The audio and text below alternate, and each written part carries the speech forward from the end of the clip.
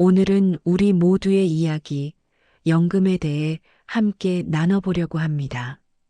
요즘 뉴스 보시면 이런 말들 자주 들리시죠?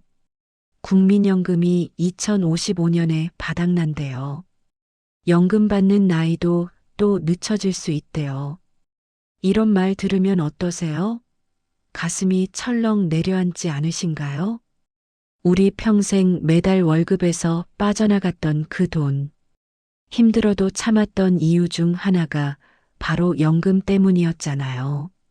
나중에 나이 들면 이 돈으로 살 수 있을 거라고, 나라가 책임져 줄 거라고 믿었는데 말이죠. 여러분께 솔직하게 여쭤봅니다. 연금 정말 우리를 지켜줄 수 있을까요? 우리가 믿었던 그 약속 정말 지켜질 수 있을까요? 잠깐만요.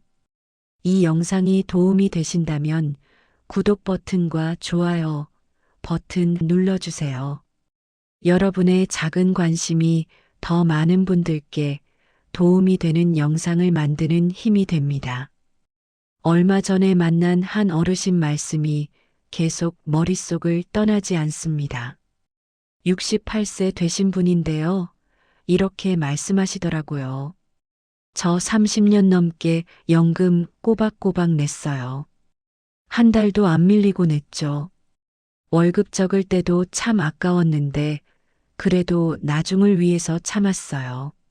나중에 나이 들면 이 돈이 나온다고 했잖아요. 죽을 때까지 나온다고 했는데 요즘 뉴스 보면 그게 아닌 것 같아요. 불안해요. 정말 불안합니다. 이 어르신만 이렇게 느끼실까요? 아니에요. 지금 이 영상 보고 계신 여러분도 똑같은 마음이실 거예요. 우리에게 연금은 그냥 돈이 아니었습니다. 연금은 안심이었어요. 믿음이었어요. 나이 들어도 괜찮을 거라는 그 마지막 희망이었단 말이죠. 젊을 때 좀 힘들어도 괜찮아. 왜냐면 나중에 연금 나오잖아. 월급 적어도 참자. 나중을 위해 저축하는 거야. 우리 이렇게 생각하면서 살아왔잖아요. 그런데 지금 그 믿음이 흔들리고 있어요. 믿었던 게 의심으로 바뀌면 사람은 불안해집니다. 그 불안이 지금 현실이 되고 있는 거예요. 그럼 도대체 왜 이런 일이 생기는 걸까요? 왜 연금이 위험하다는 말이 나오는 걸까요? 여기서 중요한 건 연금제도 자체가 망가진 건 아니라는 겁니다. 연금은 나와요. 약속대로 나옵니다. 그런데 문제는 따로 있어요.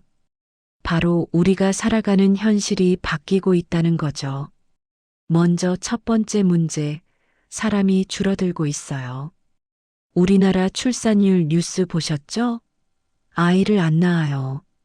그럼 어떻게 되는 줄 아세요? 20년 뒤, 30년 뒤에 연금 내는 사람이 확 줄어듭니다.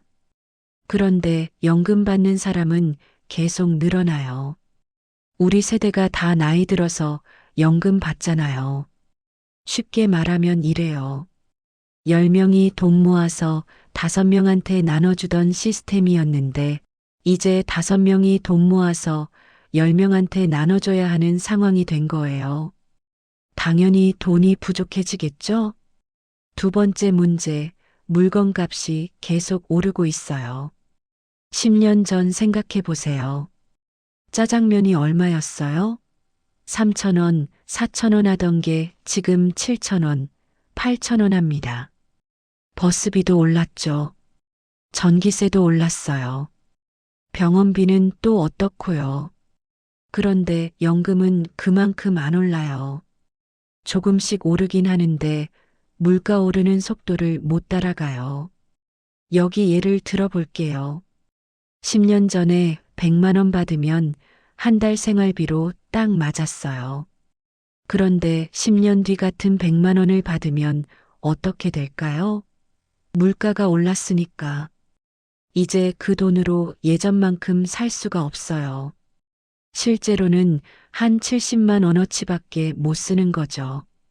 연금 액수는 똑같이 나오는데 그 돈으로 살 수 있는 게 점점 줄어드는 겁니다. 이게 진짜 문제예요. 세 번째 문제, 여기저기서 돈을 떼가요. 연금 통장 보신 적 있으세요? 총액은 100만 원인데 실제 받는 돈은 85만 원이에요. 왜냐고요? 세금 나가죠. 건강보험료 나가요. 장기요양보험료도 빠져나갑니다. 나이 들수록 병원 갈 일이 많아지니까 건강보험료도 자꾸 올라요. 그럼 실제로 손에 쥐는 돈은 점점 줄어드는 거예요. 정리하면 이렇습니다. 연금 자체가 줄어드는 게 아니에요.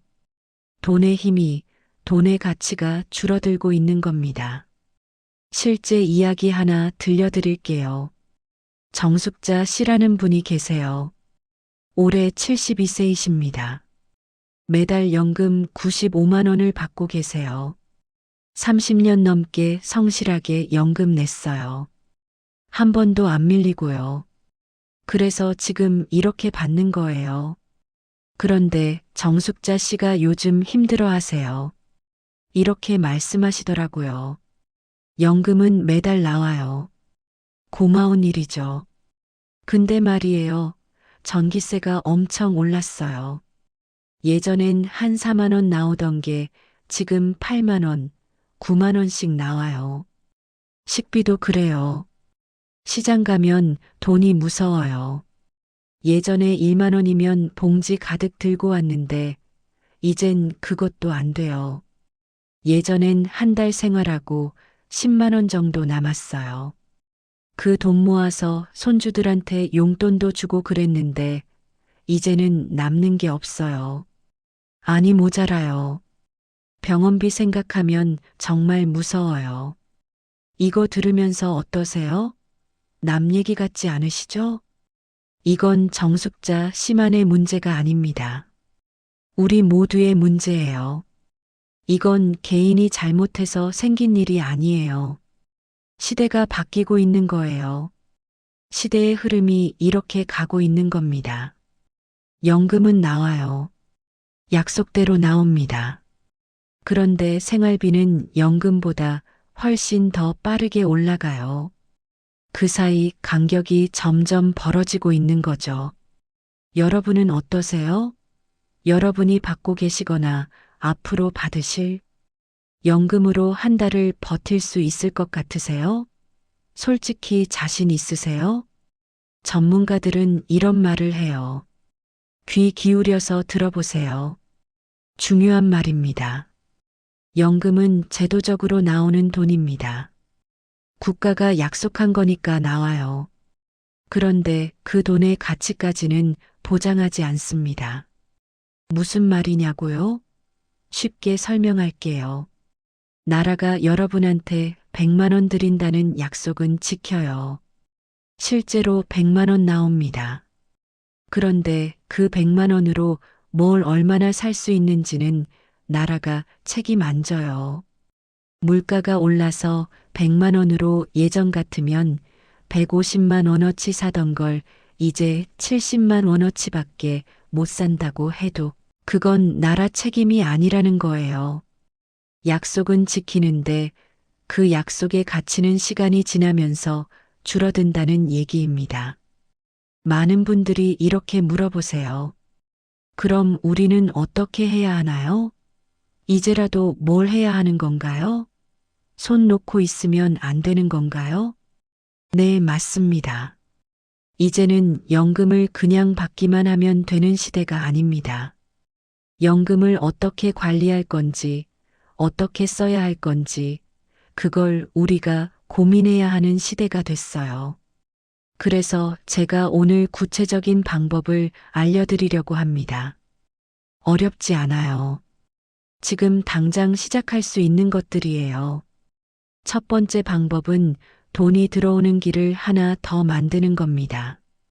연금 하나만 믿고 살려고 하면 불안해요. 작은 돈이라도 좋으니까 수입을 하나 더 만들어 보세요. 무슨 거창한 사업하라는 얘기가 아니에요. 작은 것부터 시작하는 거예요. 아파트 경비일도 좋고요. 동네 가게에서 몇 시간씩 일하는 것도 좋아요. 요즘은 인터넷으로 할 수 있는 일도 많아요. 설문조사 같은 것도 하면 돈이 되더라고요. 여러분이 가진 재능을 나누는 것도 방법이에요. 요리 잘하시면 반찬 만들어서 파실 수도 있고요. 손재주 있으시면 뭔가 만들어서 파실 수도 있어요. 글씨 잘 쓰시면 동네에서 글씨 써드리는 일도 할 수 있고요. 월 20만 원만 더 생겨도 한 달이 완전히 달라집니다. 20만 원이면 전기세 내고 통신비 내고도 남아요. 그것만으로도 훨씬 숨통이 트여요. 제가 좋아하는 말이 있어요. 노후의 돈은 불어나기보다 흘러야 합니다. 큰 돈을 모으려고 하지 마세요. 작은 돈이라도 계속 흘러들어오게 만드는 게 중요해요. 두 번째 방법은 우리가 쓰는 돈을 한번 정리해 보는 겁니다. 아끼라는 얘기가 아니에요. 줄이라는 것도 아니에요. 정리하자는 거예요. 한번 생각해 보세요. 우리가 매달 쓰는 돈 중에서 꼭 써야 하는 돈이 있고 안 써도 되는 돈이 있어요. 전기세, 수도세, 식비, 병원비. 이런 건 꼭 써야 하는 돈이에요. 그런데 케이블 방송 중에 안 보는 채널 요금, 스마트폰 요금제 중에 안 쓰는 데이터 요금, 신문 구독하는데, 안 읽는 신문, 헬스장 등록했는데 안 가는 헬스장. 이런 건 사실 안 써도 되는 돈이에요. 은행 자동이체 내역 한번 쭉 확인해 보세요. 깜짝 놀라실 거예요. 내가 이런데 돈 나가는 줄도 몰랐다. 이런 게 엄청 많아요. 그런 것들 하나하나 정리하는 거예요. 안 쓰는 건 끊어버리고요. 쓰더라도 더 싼 걸로 바꿀 수 있으면 바꾸는 거예요. 이렇게 해서 매달 5만 원만 줄여도 1년이면 60만 원이에요. 10만 원 줄이면 1년에 120만 원이에요. 작지 않죠? 여기서 중요한 건 무조건 아끼면서 힘들게 살라는 게 아니에요. 똑똑하게 쓰자는 거예요. 필요한 데는 쓰고 필요 없는 데는 안 쓰고 연금이 버티는 건 지출이 정리될 때예요. 들어오는 돈을 늘리기 어려우면 나가는 돈이라도 줄여야죠. 세 번째 방법은 연금을 받는 전략을 세우는 겁니다. 이거 아세요? 연금은 언제 받기 시작하느냐에 따라서 금액이 달라져요. 원래 받을 나이보다 일찍 받으면 금액이 줄어들어요. 그런데 늦게 받으면 금액이 늘어나요. 1년 늦게 받을 때마다 한 7% 정도씩 더 받을 수 있어요. 만약에 여러분이 아직 일을 하고 계시거나 다른 수입이 좀 있으면 연금을 조금 늦게 받는 것도 생각해 볼 만해요. 당장은 덜 받지만 평생 더 많이 받을 수 있거든요. 그리고 연금을 한꺼번에 많이 받을 건지 나눠서 받을 건지도 선택할 수 있어요. 어떤 분들은 목돈이 필요해서 한꺼번에 많이 받으려고 하는데 사실 나눠서 받는 게 더 안전해요. 왜냐고요? 한꺼번에 받으면 그 돈 관리하기가 어려워요. 큰 돈 들어오면 이상하게 술술 나가요. 그리고 사기도 당하기 쉬워요. 요즘 노인 대상 사기 엄청 많잖아요. 그래서 매달 조금씩 꾸준히 받는 게 낫습니다. 빨리 받는 게 능사가 아니에요. 오래 받는 게 중요해요. 80살까지 받는 것보다 90살까지 받는 게 낫고 90살까지 받는 것보다 100살까지 받는 게 나아요. 우리 인생이 얼마나 길지 모르잖아요. 요즘 다들 오래 사시잖아요. 그럼 연금도 오래 받아야죠. 자, 여기까지 세 가지 방법을 말씀드렸어요. 그런데 이 모든 걸 하기 전에 제일 중요한 게 하나 있어요. 우리가 마음을 바꿔야 해요. 우리는 너무 오랫동안 이렇게 생각하고 살았어요. 국가가 알아서 해주겠지. 나라가 책임져 주겠지. 연금은 받기만 하면 되는 거지. 솔직히 그렇게 생각하는 게 편했어요. 아무것도 안 해도 됐으니까요. 그냥 나이 되면 받으면 되는 거니까요. 그런데 이제는 달라졌어요. 세상이 바뀌었어요. 우리가 젊었을 때랑 지금이랑 완전히 다른 세상이에요. 이제는 아무것도 안 하면 안 돼요. 그냥 가만히 있으면 불안한 게 아니라 위험해져요. 그 아무것도 안 한 마음, 그게 지금 가장 큰 위험이 됐어요. 한 어르신이 이렇게 말씀하시더라고요. 이젠 나도 연금 공부라도 해야겠어요. 늦었지만 지금이라도 시작해야죠. 맞아요. 정말 맞는 말씀이에요. 두려워만 하지 말고 알아야 해요. 불안해만 하지 말고 확인해야 해요. 걱정만 하지 말고 준비해야 해요. 연금이 위험한 게 아닙니다. 아무것도 모르고 아무것도 안 하는 게 위험한 거예요. 노후의 안전은 나라가 만들어주는 게 아니에요. 제도가 만들어주는 것도 아니에요. 준비하는 사람이 만드는 거예요. 우리가 만드는 거예요. 믿음만 가지고 있지 말고 이해하세요. 불안해하기만 하지 말고 점검하세요. 그리고 오늘부터, 지금부터 시작하세요. 당신의 연금 지금도 안전하신가요? 한번 확인해 보세요.